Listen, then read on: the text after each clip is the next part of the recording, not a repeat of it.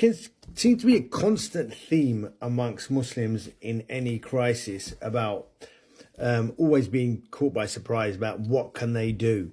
And then there's this massive debate by a bunch of dickheads that go around saying nothing really seems to make any difference. What's the point? You know, that's not going to stop a genocide in Gaza, etc., etc. And I want to just address that. Muslims have this, sadly, because I don't know what dickheads are kind of scholars are teaching them this, but generally Muslims don't talk about solutions. They talk about theological arguments. You know, can you wear a flipping leather socks, or, you know, can you wear eyeliner, etc. You know, minutiae. But actual solutions to real world problems, it's just not something that's talked amongst in Muslim circles, not by the best scholars in the world, which generally are the shittiest scholars, the ones that are most well known, are just crap. They don't teach people solutions.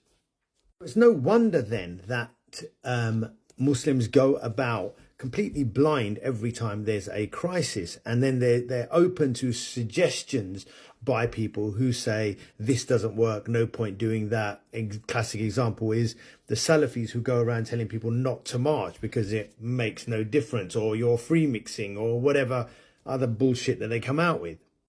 The truth of the matter is far simpler.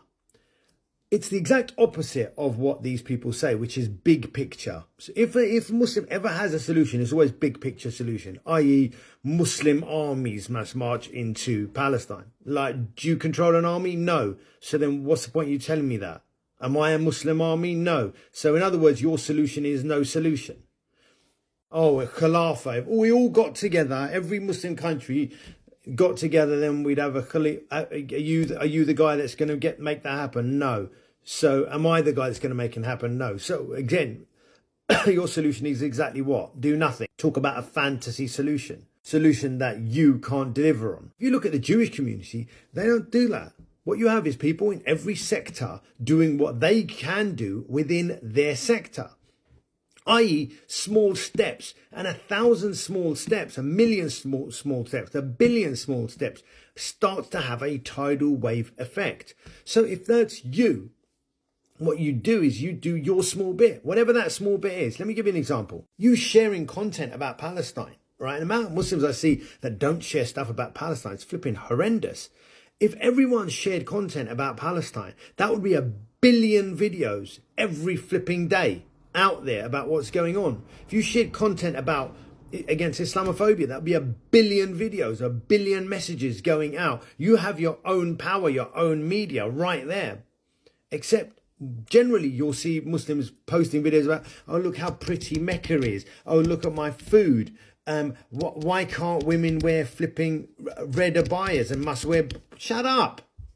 Solutions they don't do, because in their mind it's too small and won't make a difference. And it's the exact opposite of what the Jewish community do. Jewish lawyers will organise and make legal representative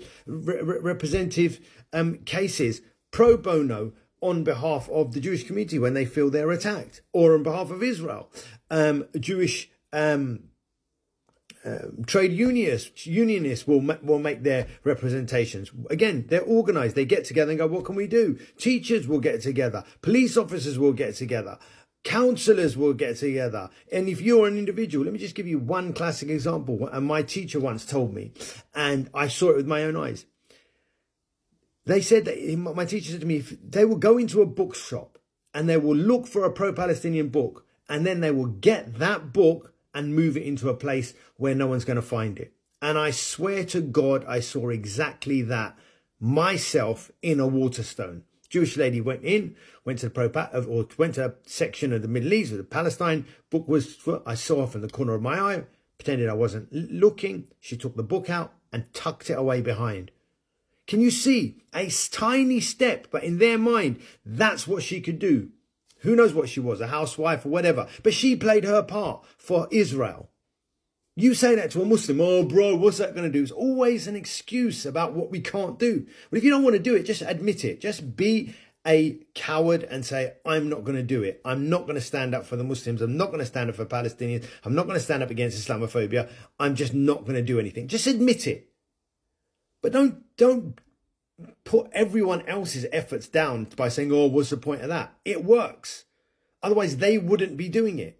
The amount of thousands of calls go in to the BBC, to Sky News, to the radios, if they ever say anything pro-Palestinian, complaining, beg a Muslim to pick a phone up to complain against the BBC or Sky for their coverage. You couldn't beg them. Oh, what's one call gonna do, bro? And you heard journalists time and time again told me directly, we get flooded by complaints, and Muslims don't do the opposite. They don't congratulate us. They don't complain. They don't pick the phone up. They don't email in. Small thing. And there's millions of Muslims that could have done it, but they don't. They're always looking for big picture solutions where they don't have to do anything. They don't have to take responsibility. Stop it. Do your bit. Every small thing matters and counts. The success is from God. It's not from you anyway. Your bit is to say, God, I did my bit within my sphere that I could have done. Instead, we've got this colonized version of Islam that prioritizes everything but practical action that changes people's lives. We're more likely to go to a mosque talk about if we can pee under a tree, because there might be a jinn living in it, rather than anything that really can change our lives. That needs to change.